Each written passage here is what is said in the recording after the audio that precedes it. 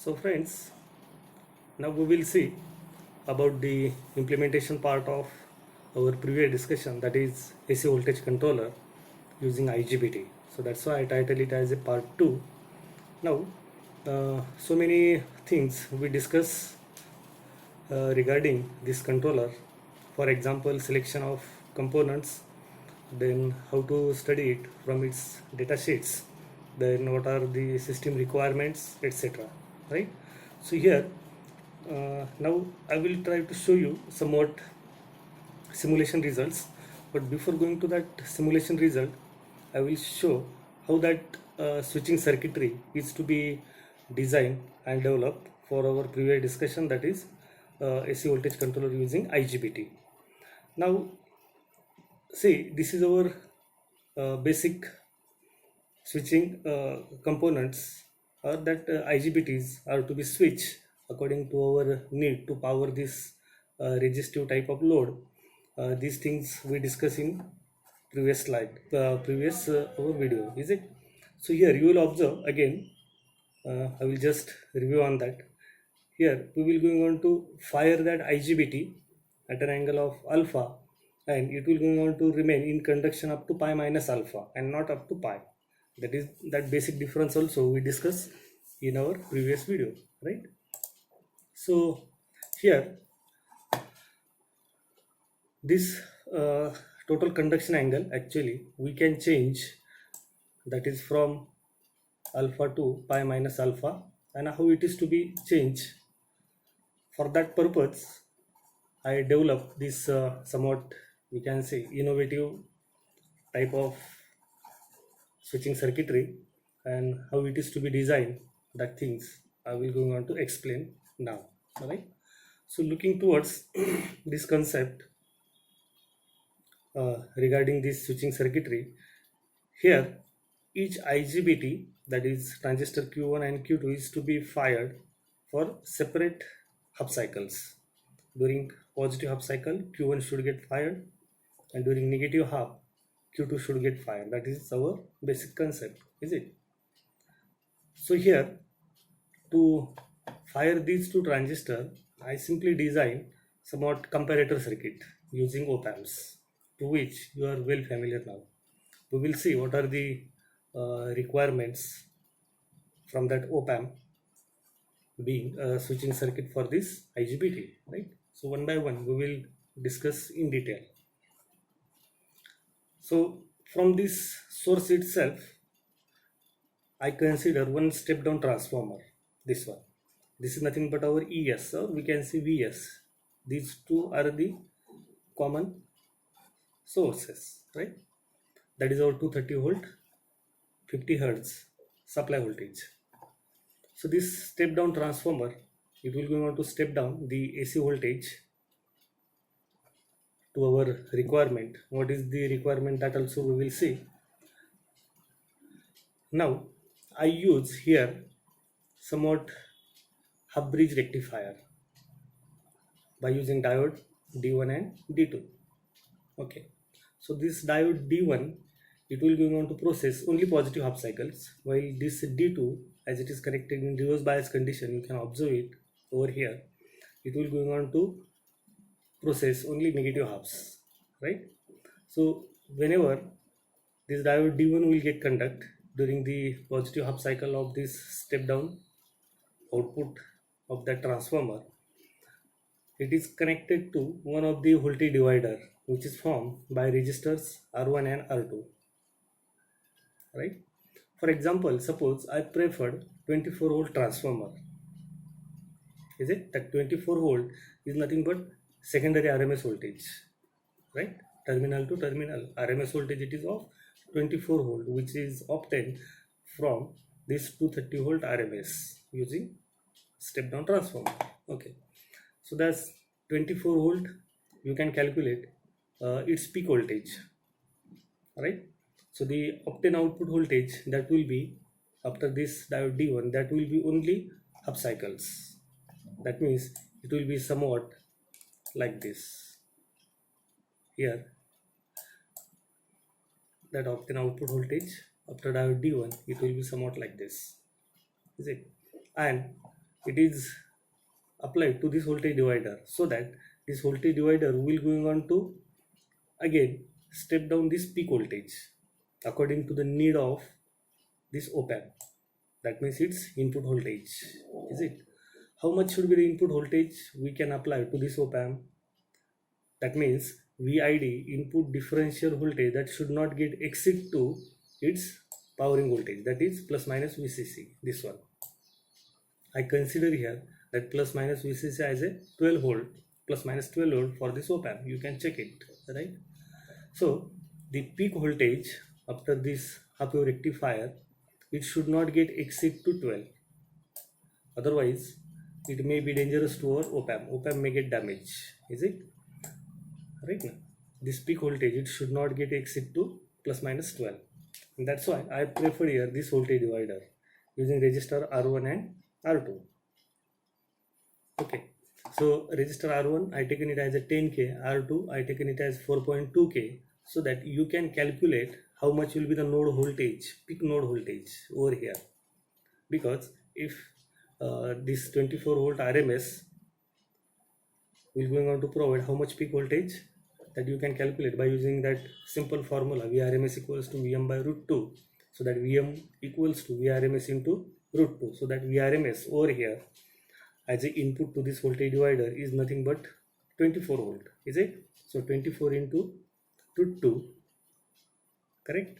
That can give you the peak voltage after this half wave rectifier, right? So that peak voltage as an input to this voltage divider into R2 divided by R1 plus R2, that can give you how much peak voltage that will be applied to this op-amp as an input, and it will be surely somewhat less than that of this previous one. Is it? It will be somewhat like this, right? Now that peak voltage will be somewhat only this much after this voltage divider, which is formed by R1 and R2, right? Now this resistor, it is only simply used to limit the input current to that op-amp. Generally that input bias current, ideally it is 0 for op-amp, but to protect that op-amp we will just prefer one series resistance to its input terminal, right? I taken it as a 10K, correct? Now this op-amp will going on to work as a comparator. See, you will observe that op-amp, it is in open loop configuration, so it will simply going on to work as a comparator over here.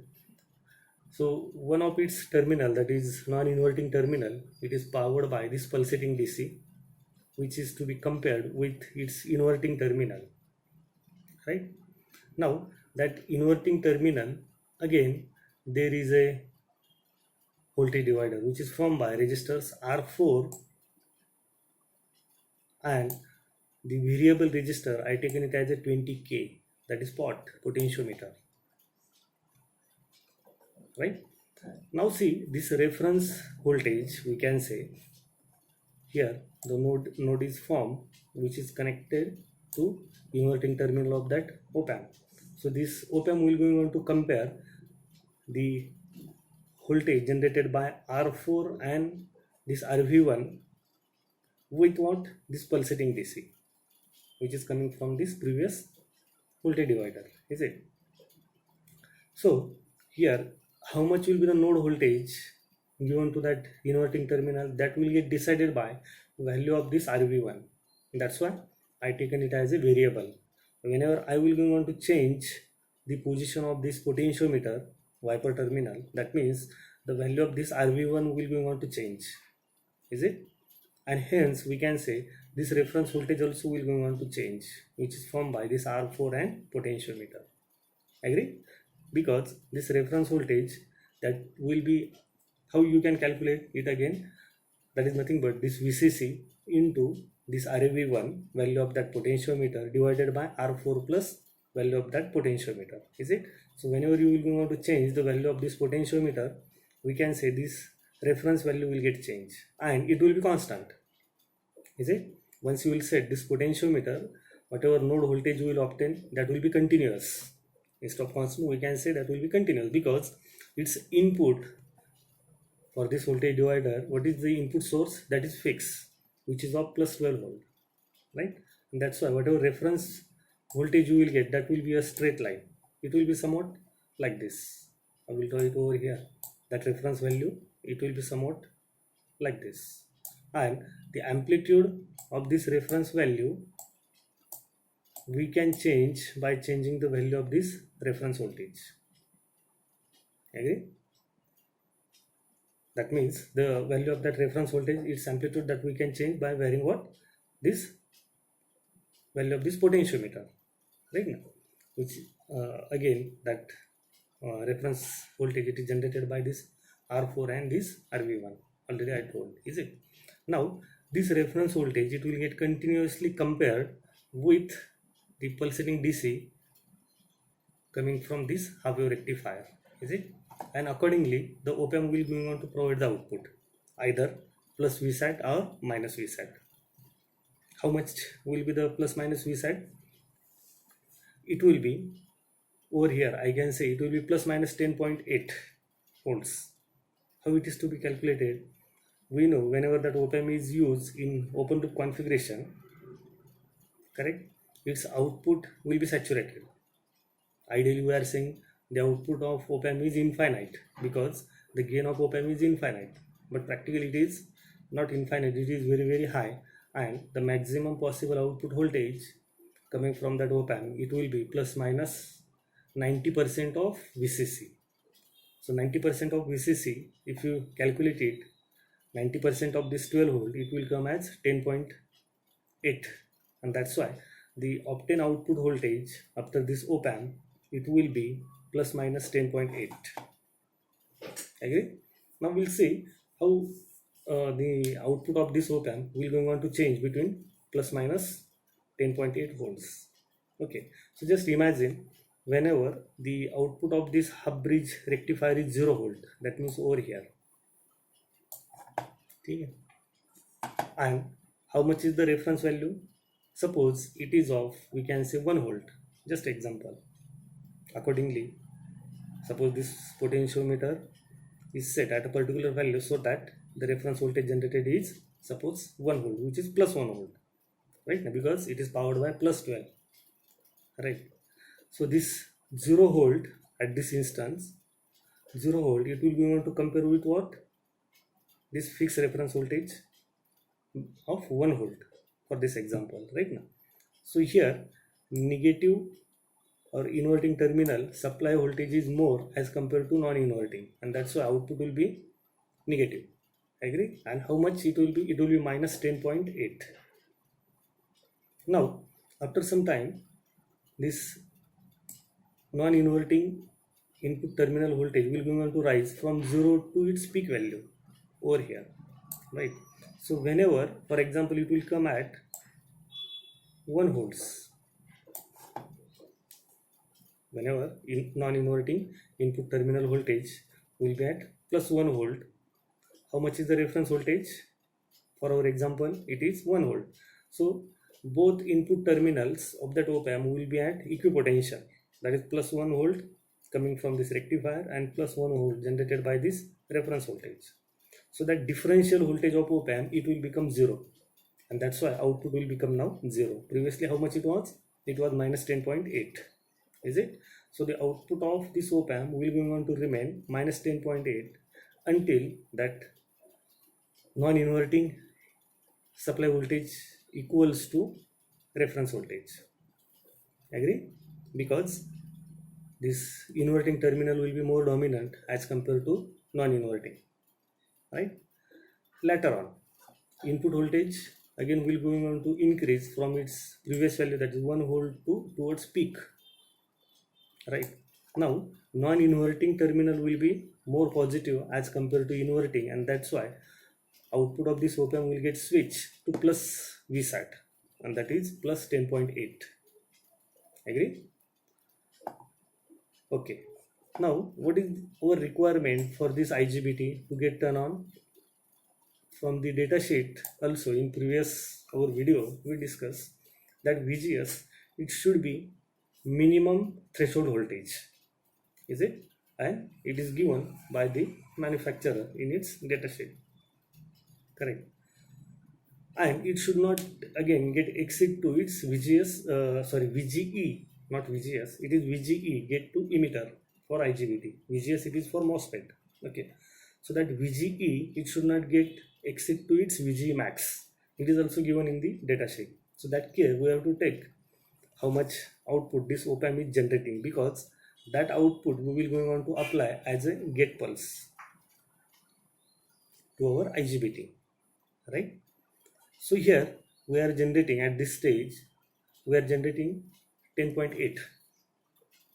Okay, that you can limit. Now see, one series diode is placed, that is diode D5, right? This D5 will going on to take care about whatever output is generated by the op-amp, because here we have to apply only positive gate pulses to trigger the transistors to turn on these IGBTs, is it?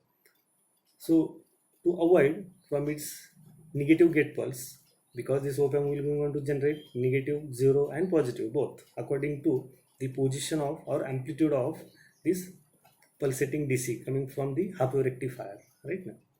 So that negative pulse will not going on to forwarded towards the output of this switching circuitry, which is connected to, we can say, gate terminal of this IGBT. It will be connected like this through somewhat circuitry. It is not connected directly.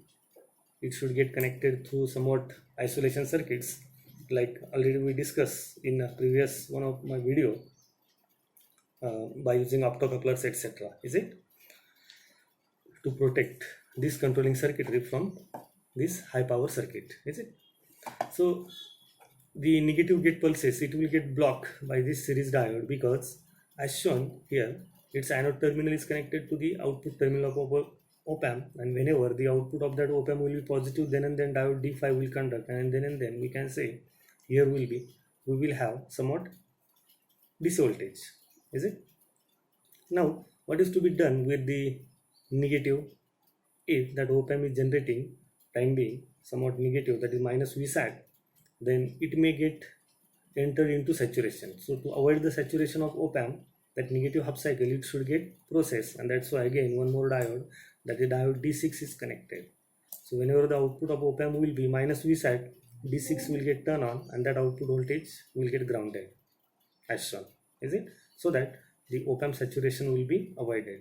Similarly, during plus Vsat, whenever that op-amp will generate plus Vsat, diode D6 will work into reverse bias, and that's why it will act as a open circuit, while D5 will become forward, and that output of op-amp will be forwarded to our next circuitry, is it?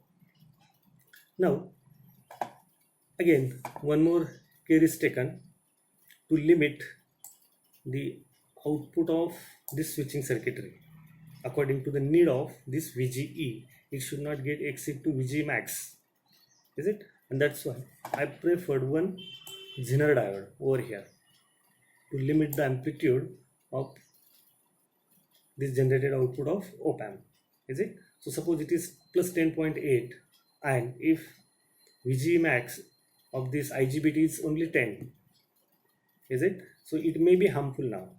So to avoid these things, suppose I preferred one Zener diode which is of, for example, 8.2 volts, right? So how much voltage it will going on to clip? The available voltage at this node of that Zener, it will be 8.2, whatever may be its input coming from this op-amp, is it? So suppose it is maximum 10.8 saturated output, then the output of this Zener, it will be of 8.2 if the Zener is of 8.2 volt Zener, is it? Now this resistor, again R6, it is used to limit the current whenever this Zener gets turned on, right? For the current limiting purpose, resistor R6 is preferred for this Zener diode, right? And again one more resistor R5, it is just acting as a load to the output of this op-amp, correct? So in this way, the pulse, this pulse, it will get generated by using this half-wave rectifier and comparator, correct? Now see the level of this pulse, that means as shown in this diagram, it will be over here,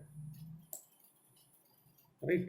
Because the op-amp output will become again minus Vsat whenever the input pulsating DC will come down to below the reference value, this one.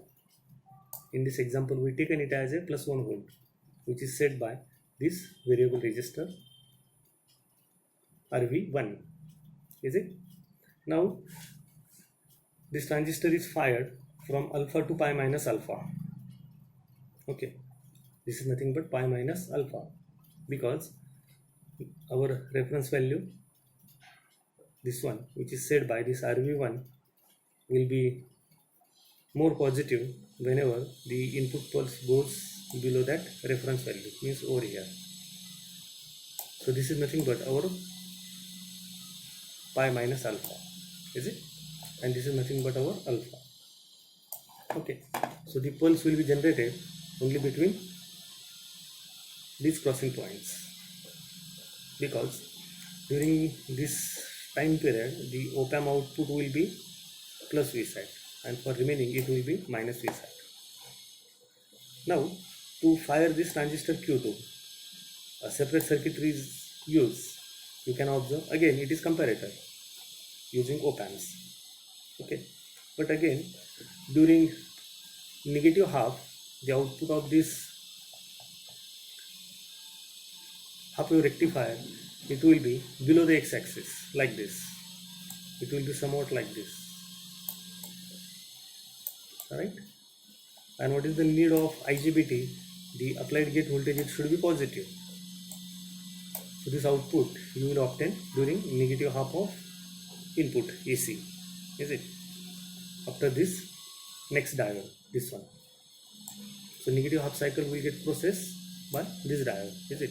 Again it is to be compared with some other reference voltage to generate this negative pulse, this one. Not negative pulse, to generate the another pulse to process the negative half cycle through diode, through transistor Q2, like this. Okay, but this pulse again it should be positive, because again there is need of VGE as a positive for transistor Q2 also, correct? So here what I done, again to limit this amplitude after this half wave rectifier, one voltage divider I connected, that is again by taking the same values of 10K and 4.2K. This series combination will go on to limit the amplitude of these negative half cycles, right? This one, to protect the op-amp. But as it is negative, we can't apply negative pulses for the firing purpose of that IGBT, and that's why I connected here one inverter. This op-amp, it is acting as an inverter, because this cycle it should become positive, and that's why simply it is connected to inverting terminal. See here, this is inverting terminal through resistor 10K to limit the input current of that op-amp, is it? And that op-amp, actually it should be with unity gain. It should act as a buffer, is it?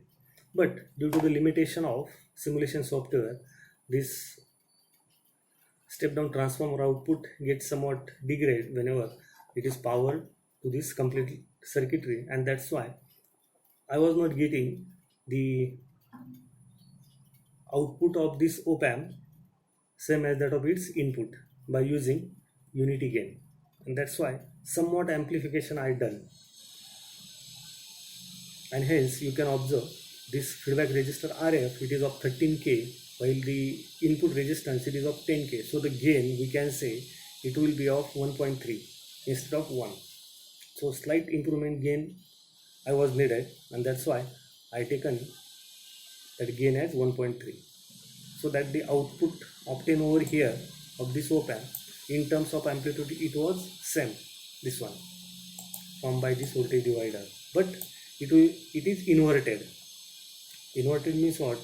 As the inverting configuration is preferred, the output of this op-amp will be inverted output.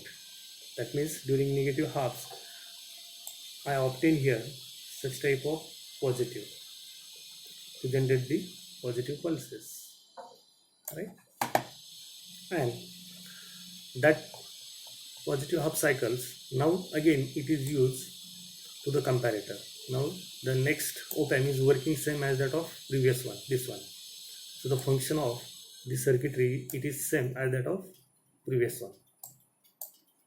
Okay, so you can observe that positive pulses, it is applied to the inverting terminal of this third op-amp, and it is compared with the inverting terminal which is connected to the same node over here, and it is again powered. See, this inverting terminal, it is connected to the same node which is powered by this voltage divider formed by R4 and this variable resistor potentiometer, so that it can again produce the positive pulses, this one, which is limited by again the combination of all these components. Its use already I explained in previous part, is it? Now you will observe the amplitude as well as the width of both pulses which are applied to transistor Q1 as well as Q2 are same to obtain the symmetrical output by these two transistors, is it? Now I will going on to show some waveforms which I obtain, is it? So you will observe here this channel A, which is by yellow color, where it is connected to the output of this first half wave rectifier, is it? So you can observe how it is obtained, is it? Then similarly the output of second half wave rectifier, this one, which is formed by second diode, it is connected to channel C, which is of almost red color, right? So both waveforms you can observe on channel A and channel C, that is output of half wave rectifiers.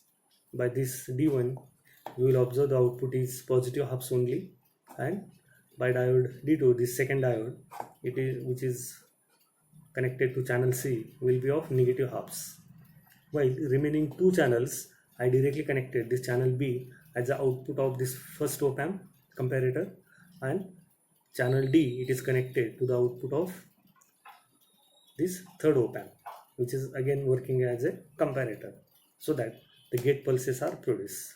And in that simulation results I will show you how the value of this RV1 means by using a single potentiometer. Remember, what is the feature of this innovative circuit? By using a single potentiometer we can change the width of both gate pulses at a time, so that the obtained output is symmetrical, it will remain symmetrical. Okay, this is the feature of this circuitry design, simple circuitry, okay, op-amp base. So now we will see how we are obtaining that output. First half wave rectifier, which is positive halves only, already I told, to channel C, which is red color, this is the output of another half wave rectifier. So first half wave rectifier will be going on to process only half cycles, second half wave rectifier will be going on to process only negative half of the input coming from that step down transformer, right? Now to that first one, by selecting the proper values of that RV1, the reference voltage will be somewhat over here. See, you can check the reference voltage, it will be somewhat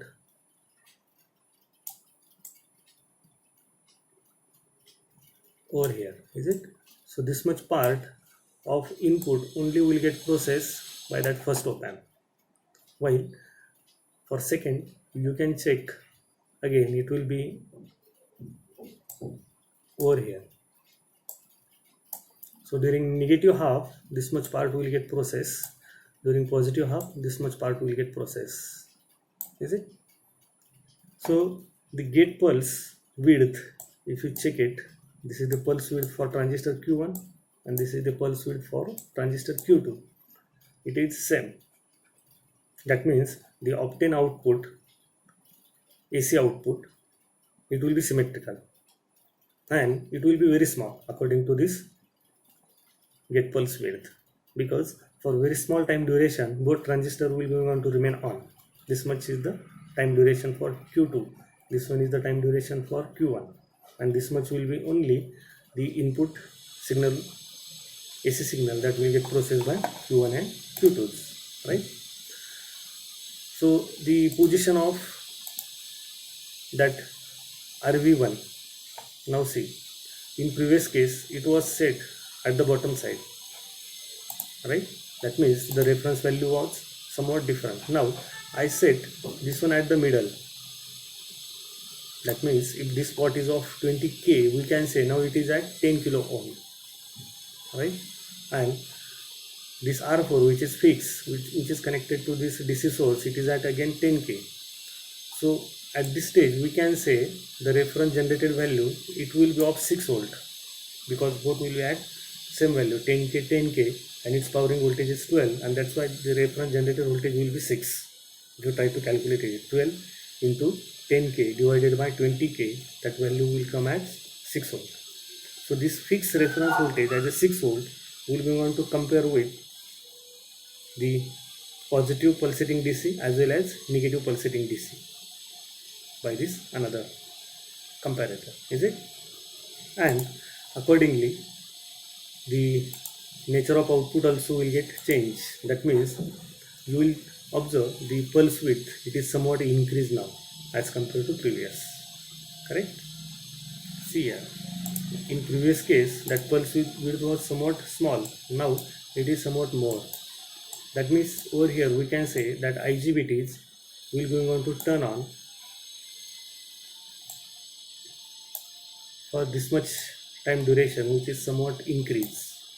Similarly over here you can check, whenever you will practice by yourself, then it will be more helpful to you. So just try to implement the same circuit using your simulation software and you can check the changes, how it is to be obtained, is it? Now in third case, what I done, again I change the value of that potentiometer from middle to top, is it? And accordingly again this reference voltage will get increase as compared to previous, is it?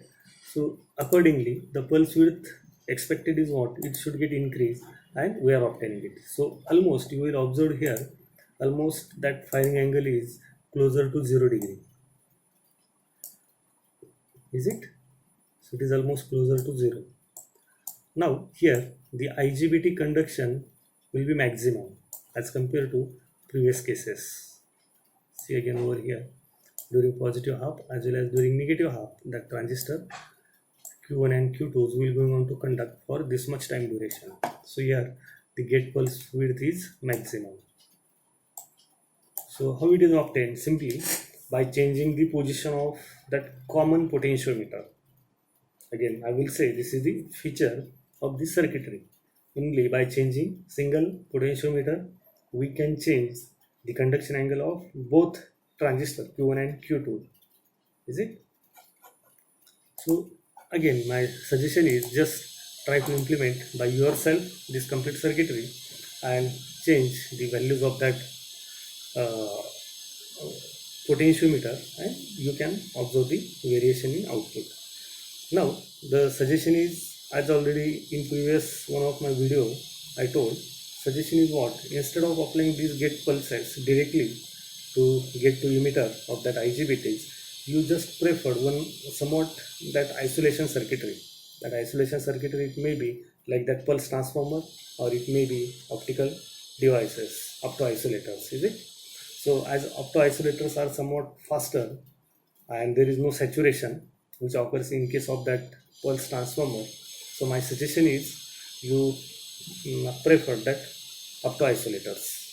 Okay, so I think you might have understood about this innovative circuitry which I design and develop for this controller, or as a switching circuitry for this IGBT based controller. So thank you very much, and try